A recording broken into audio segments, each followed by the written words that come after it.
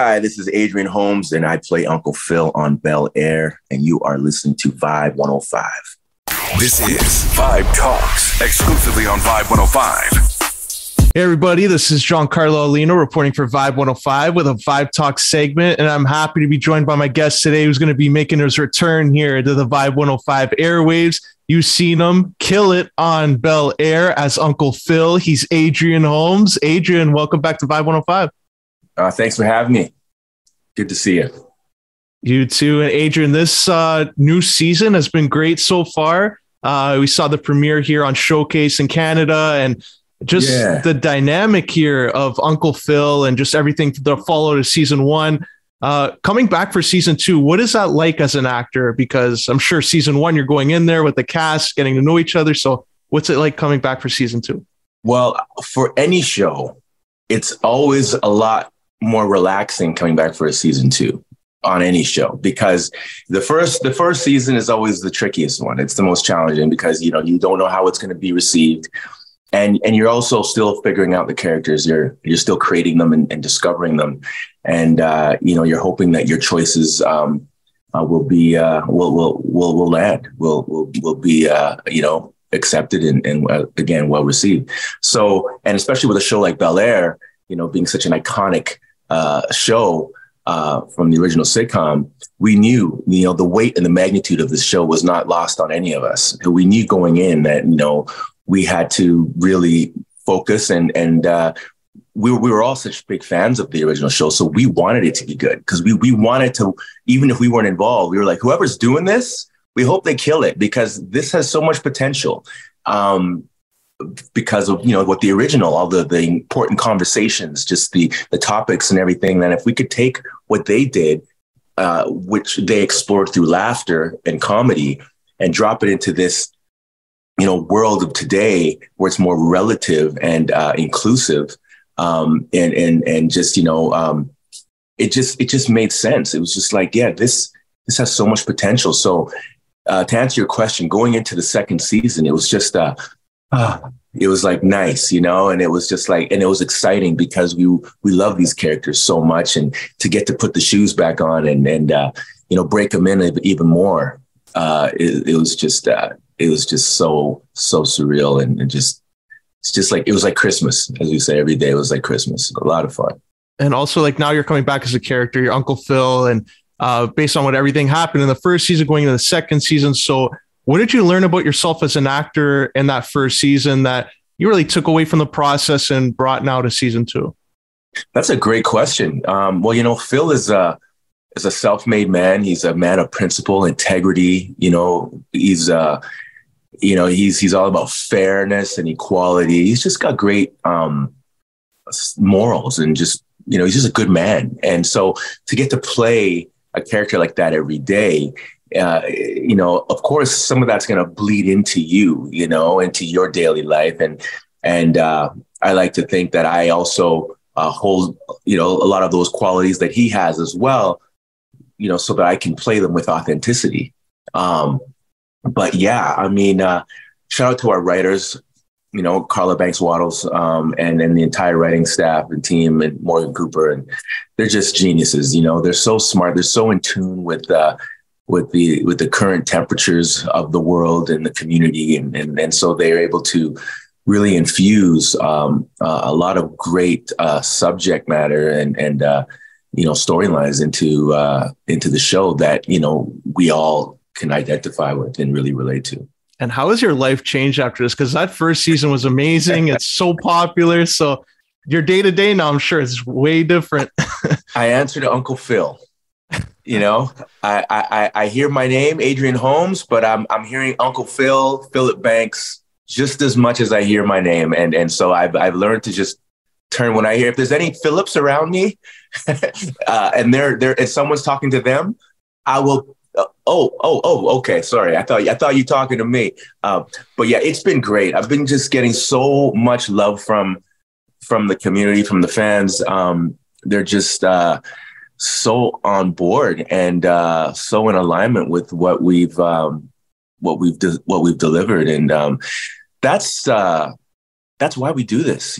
That's the reason we sign up for this this job, and it's a challenging job. It's not easy, you know, to be an actor and to you know, completely you know, take on a character and bring a character like these to life and make them real, you know, and you know, it takes a lot of life force and a lot of focus, and when we have the support that we've had, it's just that nice warm hug, you know, that we get. It's like that nice, you know, hot cup of cocoa that we get to kind of take all that stress away and all that pressure away. And so shout out to all the fans and everybody that's been supporting and loving the show. You know, we couldn't do it without you. And yeah, it's been a blessing from God for real. I've grown just, you know, just confidence. I think I've got a lot more confidence, you know, with my work, just more settled. And I'm one who loves challenges. I'm not one to shy away and be fearful of taking risks, you know. And I love that this show gives me that opportunity to really see what I'm made of, you know, and what I've got in my toolbox. And you know, I've been rummaging around in there and finding a lot of cool things that I didn't know I had, and that are perfect for this role. And I'm like, oh, I could use that. Yeah, that's great, you know. And so, you know, the fact that we get to come back and play again for season 3, which I'm so just ecstatic about, and it's just it's going to get better and better, you know, bigger, better, badder. That's the direction that this show's going in. It's only going up. Congrats on that, season 3, like right when it came out already. So is that like a reflection, I guess, on the whole cast as a whole, where the network, the streaming service is already seeing, okay, this looks really good. It looked like they ramped up from season 1 and we're going to greenlight it for season 3. So as a cast, like when you hear that, what went through your mind during that? Well, it was the best early birthday present, you know, because I had found out, we got the news, it was mid-March, and you know, my birthday is the end of March, the 31st just went. So it was just such a woosah moment, you know, and everybody was just so excited, you know, because we've become so attached to these characters and to each other. You know, we've really built a bond, and to know that we get to continue you know, this journey with each other, and get to tell these important stories, this important narrative, share it with the culture and the community is it's just it just feels so special, and just feels like that's a responsibility that we know is on us, and we're happy to have that responsibility, because you know, there's not a lot of shows that are in our lane, and we need more shows like that. And until that happens, you know, I hope that we keep going for, you know, 7, 8 seasons, you know, by God's grace, you know, my lips to God's ears, you know. But I hope that this inspires a lot of other shows to, you know, really show us, you know, for who we are, the Black community, you know, the shine that we have. You know, there's 2 sides to every coin, and you know, of course, there's the dark side, you know, to every culture, but there's also the light and the affluent and the successful, and the, you know, to show a family like the Banks who are self-made and you know what it means to work hard. You know, hard work works. You know, nothing happens overnight. You don't get, you know, to where you are by just thinking about it. You gotta put your, you gotta get your hands dirty, you know, you gotta put some elbow grease in there, you know, and, you know, so it's nice that we get to show how this family does that. And they're as successful as they are, they're still flawed. You know, they're husband and wife, they're going through their, you know, husband and wife stuff, you know, issues, you know, parents, you've got kids that are at the age where, you know, there's a lot of challenges, you know, and then you have a forced family that you're creating with Will now coming in from Philly, you know, and that's a forced family that Philip didn't expect, you know, when he was running for DA in the first season. You know, he had everything all lined up and everything was smooth. And then, you know, he had to pull some strings, you know, he had to do some things that, you know, he wouldn't normally do, and is very out of character for him. But yes and no. because family is so important to him, he'll do anything, he has to do to support and protect and take care of his family. And that's Will. It was a matter of life and death. The stakes were so high.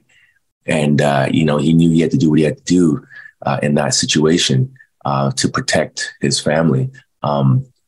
So this season, it's a flawed, fractured household. Will is out there, trying to find his own way in South LA. And Jeffrey is also, doing his thing.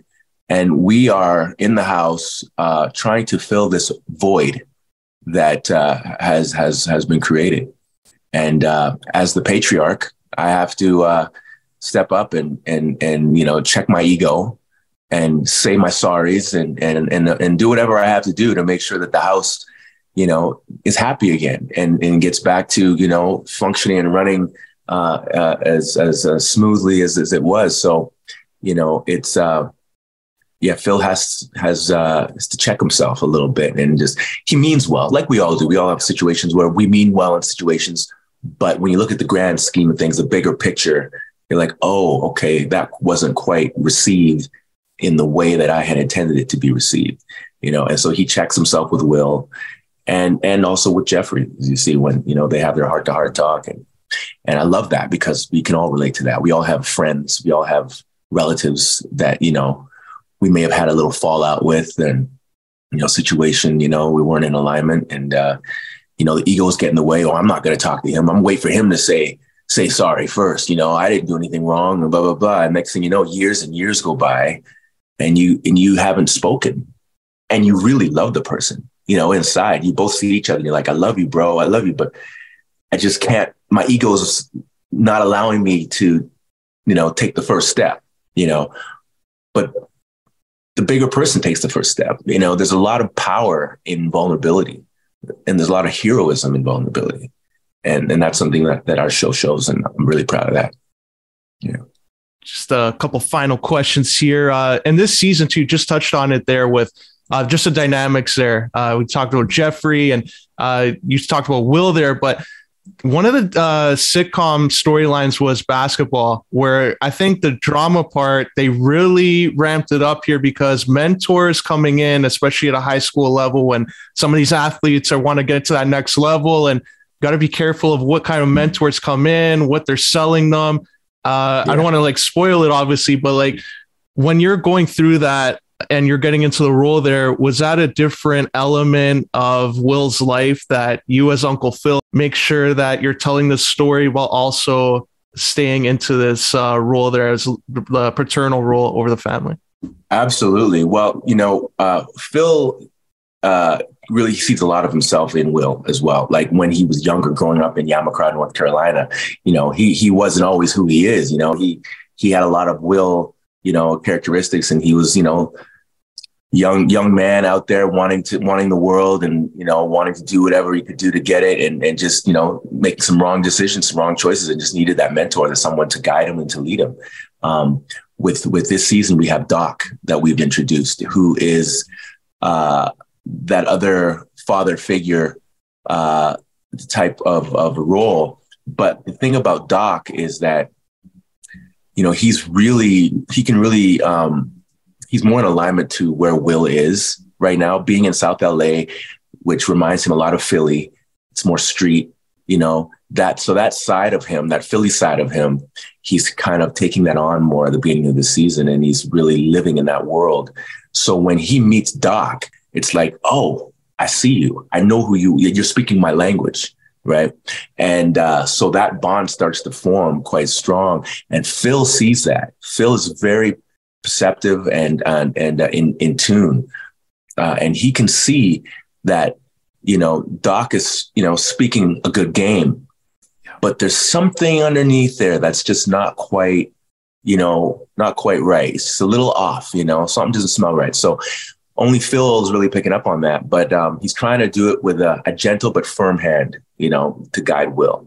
I always use the analogy of like Star Wars with the Emperor and Obi-Wan and Anakin, Will being Anakin and Doc is the Emperor. And I'm like, I'm Obi-Wan trying to prevent him from going to the dark side, But, I love the character. I love the tug of war that we have established in this season with Doc and Phil, and just,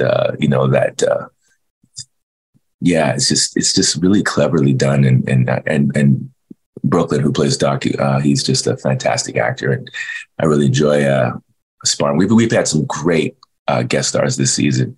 Reno Wilson, who plays James, my partner at the firm. Bill Bellamy came on to play my brother. Never laughed so hard on set in my life. Anna Maria Horsford plays my mom, who was perfectly cast as well. And just vets.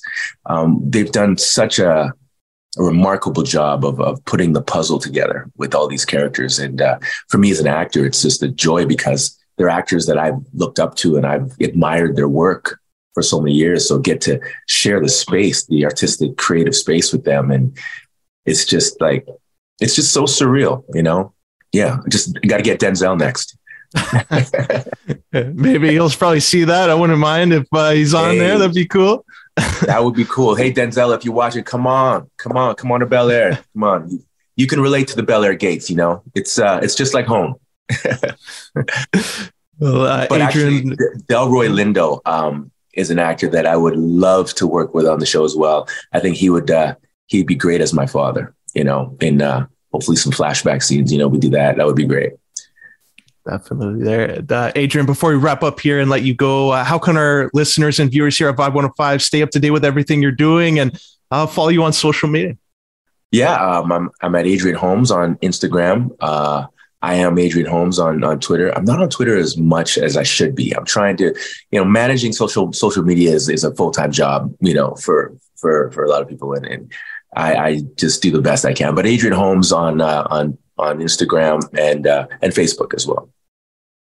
Highly recommend that follow. And Adrian, I really appreciate you coming back here on Vibe 105 and talking all things Bel-Air, and wish you all the best now. You too. Always good to talk to you and see you, Giancarlo. Appreciate you, man. Vibe Talks exclusively on Vibe 105.